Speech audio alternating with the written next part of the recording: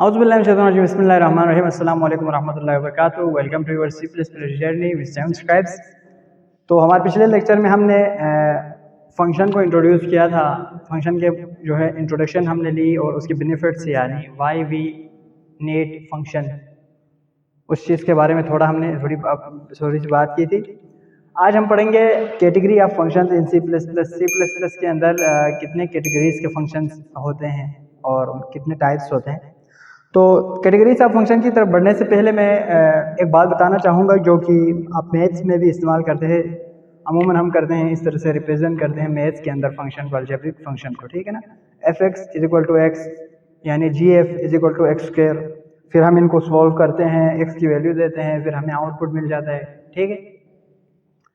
तो इसको हम मैथ्स में कहते हैं फंक्शन। तो इधर अगर हम गौर करें तो इसमें दो चीज़ें होती है। एक तो जो हमारे काम का है C++ के अंदर, ठीक है ना।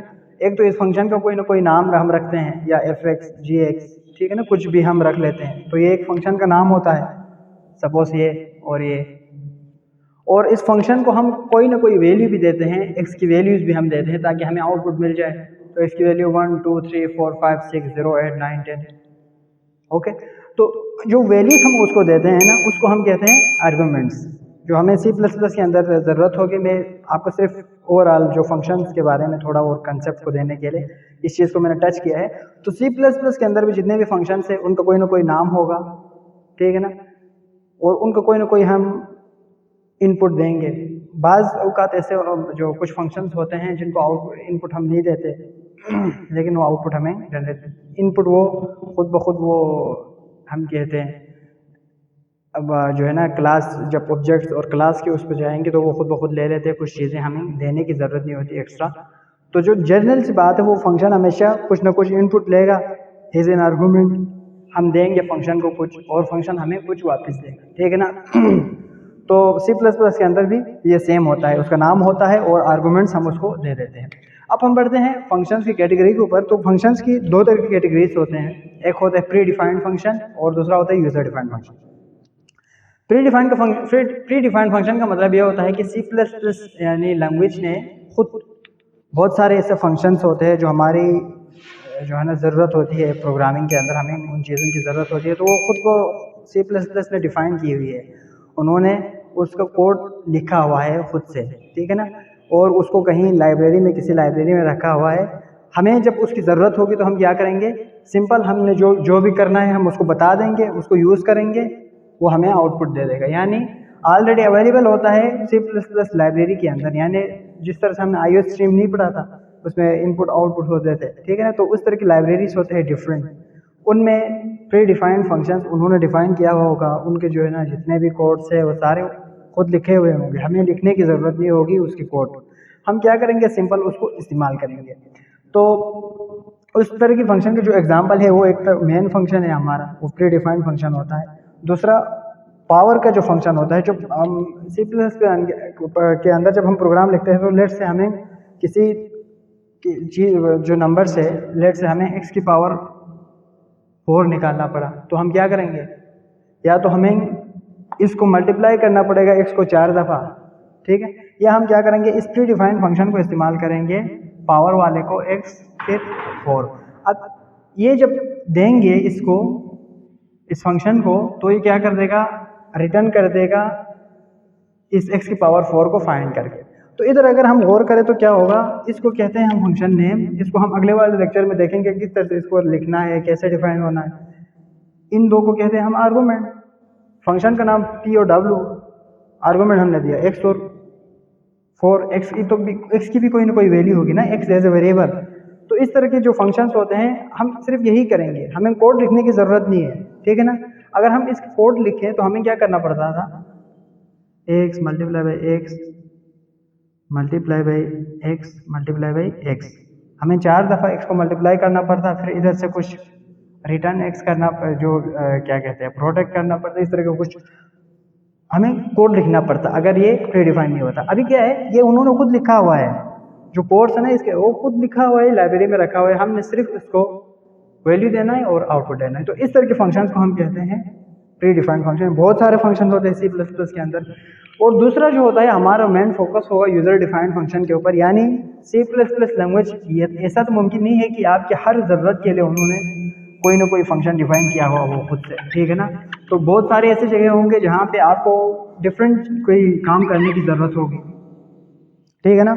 जैसे कि हमने सम की बात की, प्रोडक्ट की बात की, मल्टीप्लाई की बात की, तो ज़रूरी नहीं है कि सम के लिए भी, प्रोडक्ट के लिए भी, वो डिफरेंस के लिए भी सी प्लस प्लस लैंग्वेज खुद से वो फंक्शन लिखा हुआ हो, ठीक है ना। बहुत सारे सिचुएशन में हमें खुद से करना पड़ता है। यूज़र्स को पता होना चाहिए कि ऐसे फंक्शन लिखना है, किस तरह से काम करेगा, ठीक है ना, कौन कौन से स्टेटमेंट्स को आपस में मिलाना है। तो उस तरह के फंक्शंस को हम कहते हैं यूज़र डिफाइंड फंक्शन, यानी कुछ फंक्शंस यूज़र को लिखना पड़ता है, वो खुद लिखते हैं अपनी ज़रूरत के मुताबिक और वो ख़ास काम परफॉर्म कर जाता है वो फंक्शन। तो यूज़र डिफाइंड फंक्शन की भी टू टाइप्स होते हैं, एक को कहते हैं हम वॉइड फंक्शन, दूसरे को कहते हैं वैल्यू रिटर्निंग फंक्शन। जब भी यूज़र कोई फंक्शन डिफाइन करे तो वो दो टाइप के होते हैं, एक वाइड यानी जब आप इनपुट दे दिया आपने, ठीक है ना, फंक्शन को, उसने कुछ न कुछ काम तो परफॉर्म कर लिया लेकिन कोई वैल्यू आपको रिटर्न नहीं की, यानी जहाँ से आपने फंक्शन को कॉल की थी, फंक्शन कॉल के बारे में हम पढ़ेंगे, यानी जहाँ से आपने उस फंक्शन को कहा चले ये काम करना है, उस साइड पे दोबारा कोई वैल्यू आपको वापस उसने नहीं देगी, ठीक है ना। जिस तरह मेन में हम करते थे ना रिटर्न ज़ीरो, तो ज़ीरो करने से क्या होता था, वो ज़ीरो मेन के पास चला जाता था, मेन को जहाँ से कॉल किया। तो अभी इस तरह का सीन नहीं होगा वाइड में, ठीक है ना। वाइड में क्या करेगा, इनपुट दे देगा या नहीं देगा ये अलग सीन है, लेकिन जनरल इनपुट दे देगा, फिर कोई ना कोई ऑपरेशन परफॉर्म होगा, फिर वो वापस कोई वैल्यू नहीं देगी। जैसा कि प्रिंट फंक्शन, अगर मैं कहूँ दो नंबर्स को मैंने एक्स और वाई को मैंने प्रिंट करना है, ठीक है ना, तो मुझे सिर्फ मेरे प्रोग्राम में दो स्टेटमेंट लिखने पड़ते हैं ना, सी आउट एक्स और सी आउट वाई, ये लिखना पड़ता।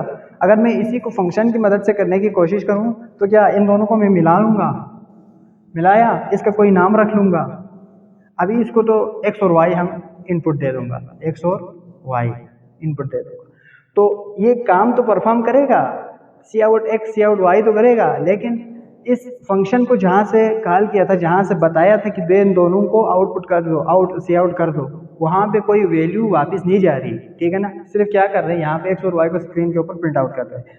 तो इस तरह के फंक्शन को कहते हैं वाइड फंक्शन, जिसमें रिटर्न इस्तेमाल नहीं होता। दूसरा होता है वैल्यू रिटर्निंग फंक्शन, यानी बहुत सारे ऐसी जगह होंगे, अभी आपने सम की बात की थी ना, सम पिछले लेक्चर में हमने बात की थी कि हम सम करने के लिए फंक्शन लिख सकते हैं।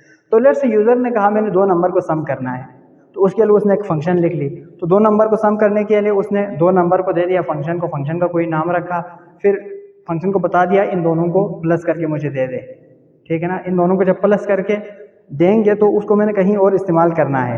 अभी जो फ्रैक्शन वाले पार्ट की मैंने बात की, तो 2/7 प्लस 4/7 थी ना, तो इन दोनों को 2 + 4 डिवाइडेड बाई 7, इन दोनों को प्लस करने के लिए लेट्स से मैंने कोई फंक्शन लिख लिया, फिर प्लस करने के बाद मैंने इसके साथ डिवाइड भी करना है ना, तो मुझे क्या करना पड़ेगा, ये जो दो नंबर्स मैंने जिस फंक्शन को भी दिया हो उसने प्लस करके मुझे इन दोनों का सम मुझे वापस चाहिए, इसी जगह पे, इस जगह पे क्या चाहिए, मुझे वापस चाहिए। तो इधर से मैंने जिस फंक्शन को कहा था कि इन दोनों को प्लस करके मुझे दे दे, तो वो फंक्शन इन दोनों को प्लस करेगा, फिर जो सम आएगा उसको वापस दे देगा इसको इधर, ठीक है ना। तो इधर क्या आ रही है, वापस वो वैल्यू आ रही है सम की वैल्यू। तो सम वाला फंक्शन क्या कर रहे हैं, रिटर्न कर रहे हैं किसी वैल्यू को। इस तरह के फंक्शंस को कहते हैं हम वैल्यू रिटर्निंग फंक्शन, जो इनपुट लेता है, ऑपरेशन परफॉर्म करता है, फिर जो वैल्यू जो भी आता है उसको वापस उसी जगह पे भेजता है जहाँ से उसको बताया गया था। तो this was all about the categories of function, type of function, ठीक है ना। इस पूरे लेक्चर के बारे में कोई सिंगल पॉइंट में अगर समझ नहीं आया तो कमेंट सेक्शन में ज़रूर बताना है, और पूरे लेक्चर का जो नोट्स है हमारे वेबसाइट के ऊपर गिवन होगा, वेबसाइट का जो लिंक है वो डिस्क्रिप्शन में गिवन है, वहाँ से आप इजीली एक्सेस कर सकते हैं। और साथ ही हमारे चैनल को आपने ज़रूर सब्सक्राइब करना है ताकि आने वाली वीडियोस आप तक पहुँचते रहे। Thank you so much.